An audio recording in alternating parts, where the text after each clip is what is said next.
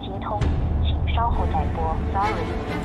这个贺锦熙，不就是让你当个清洁工吗？怎么这么小气？难道想離家出走啊？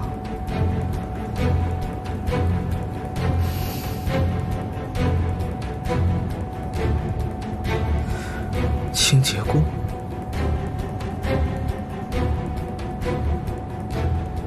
哎，把清洁工负責人的電話發給我。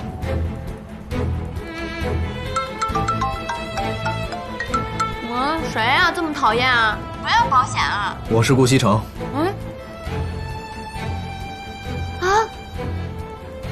是顧總啊！廢話少說，我問你，你們部門有沒有一個叫賀錦熙的？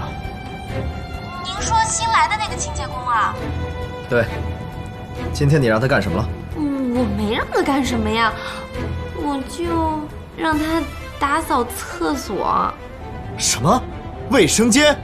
我告訴你，程莎莎，以後全公司的衛生間都由你負責。